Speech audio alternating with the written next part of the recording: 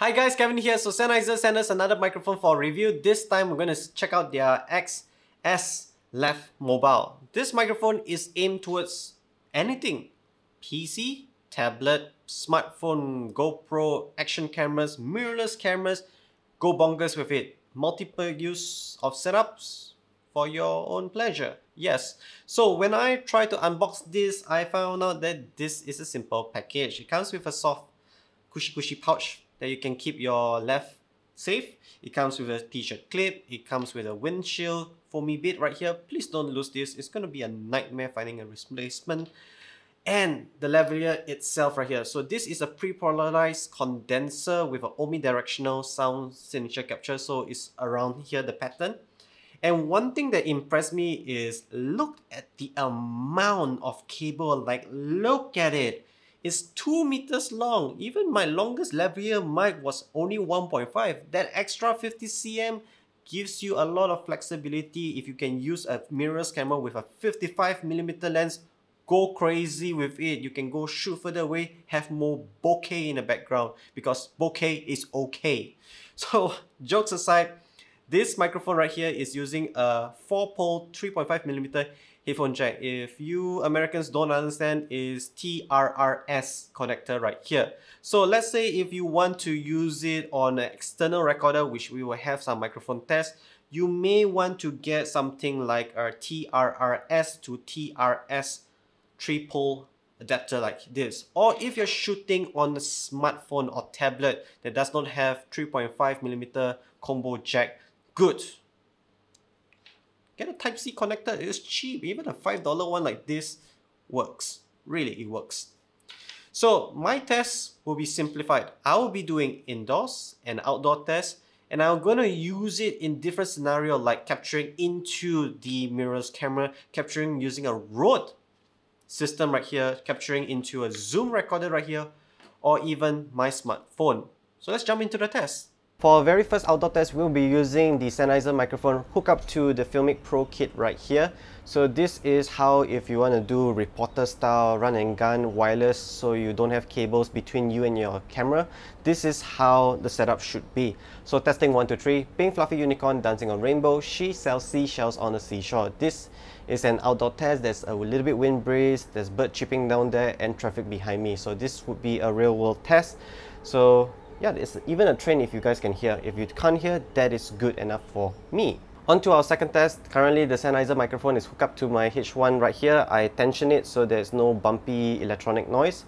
This is a better approach actually, so you can have clean audio in your other recorders with preamp, filters, etc. So when you go to post-production, everything will be much cleaner. Again, in post-production, I will not add anything. I'll leave it as it is so it sounds natural, the sound signature.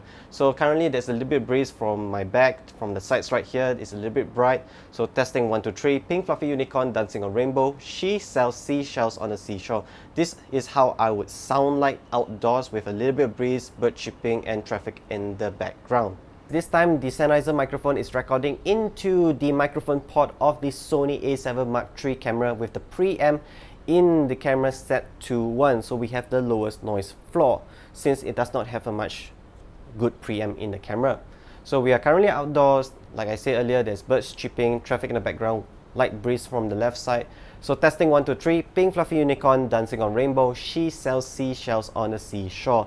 So I'm assuming this would be the preferred setup for most young vloggers because the cable distance is long. I'm currently around 1.5 meters away from the camera itself with a 55mm lens. So you see it's close, it's actually quite distance away. So the light breeze just came in, whether you can hear the noise or the wind.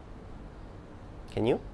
Our next test involves smartphone. Again, I'm using an Android smartphone right here. This is the Samsung S20 Plus. Apple products should fare better when it comes to the internal processing of audio signature from microphone. Just a heads up right there. So on this Android phone, I'm using the Filmic Pro app without any post-processing, set to the highest format that it can record, which is 48 kHz. There's birds chirping, there's traffic in the background, a light breeze coming on the left side of my face. So testing 1, 2, 3, pink fluffy unicorn dancing on rainbow, she sells seashells on the seashore. This is how I sound like in a typical vlogging style like that, which is another way vloggers might want to use this microphone. I think it sounds good. I recommend this method. On to the next test, we are having the microphone set up directly into the Rode Link Filmmaker kit right here, where it's recording into my A7 Mark III real time. So testing 1, 2, 3. Pink fluffy unicorn dancing on rainbow. She sells seashells on a seashore. This is how I would sound like in a typical reporter run and gun style wirelessly. I prefer this setup despite the cable being 2 meters long. You can roll it out behind the clip right here or using a Velcro strap. But if you're going to do reporter style, hey, this is one option you can go for. On to the indoor test. Currently, I'm set at our typical studio setup against a black wall, which is 1.5 feet. Air condition is on top of me, PC in the running in the background. You won't be able to hear it since it's far away. Currently, I'm recording on an A7 Mark III with a 35mm lens. The outdoor was 55mm lens.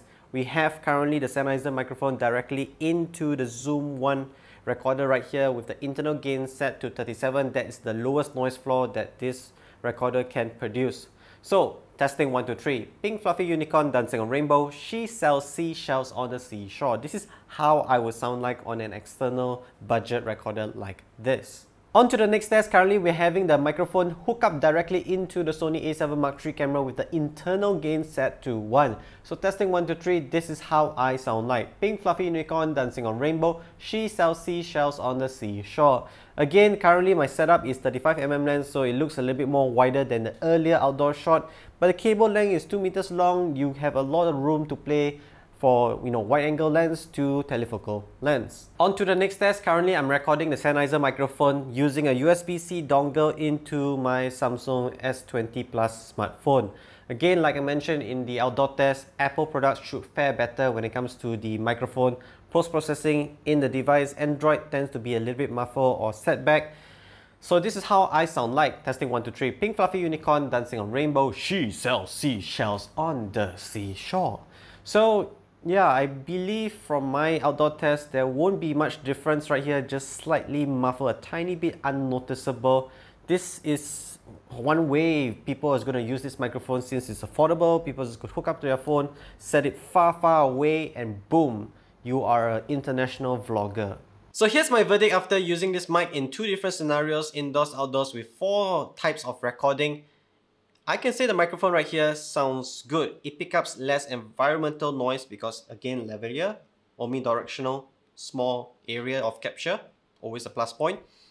But comparing to my Rode lavalier microphone, this one makes me sound a little bit more body, bass, and depth, make me sound manlier. Whereas that one, because I am Asian, if we talk fast, high pitch, we sound like screeching anime ghosts. This does not make me like a ghost. I appreciate that. With the cable distance, I also appreciate it because, like I mentioned earlier in the test, I was using the A7 Mark III with a 55mm lens going further distance. In fact, I have so much room to spare, around 50cm. I can actually use a 70mm lens as well. So this is going to be good for outdoor tests. Now, one test I did not test is actually gaming, because gaming microphones tends to be disappointing. It's overpriced. The condenser mic makes you sound muted, so you have to shout into it or play EQ with it. Maybe you can consider putting a lavalier mic so you capture less background noise, keyboard noise, and mouse clicking, only your voice, just that the microphone looks disturbingly in the video right here. Since it's 2 meters long, I would say give it a shot for gaming. Now, we have tested various scenarios, and you guys must be wondering which is the best sounding to the worst sounding. So I'm going to start from the worst to the best. Smartphone sounds terrible. You may guys think that it may sound same, but checking out in detail using audiophile headphones, I can say the smartphone is bottom, followed by recording directly into the A7 Mark III.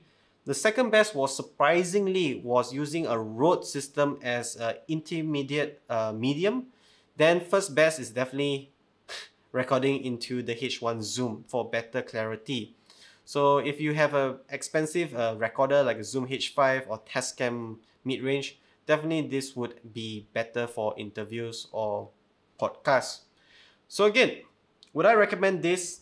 It's $50 USD SRP. You can check where to purchase them down in the video description, including the updated price. Maybe there's holiday special, but for $50 USD and the flexibility right here, you may not want to get a shotgun mic. if you are doing a lot of vlogging. Consider this baby right here. So yeah, I'm gonna keep this. I'm gonna use this. I guess you guys know what setup I'm gonna use it for my Rode system. Thank you for watching this video. Hope to see you guys in another microphone review. In fact, we got another microphone review coming up with an office microphone. Yay! Work from home, baby! I'm not so excited anymore. It's been a year.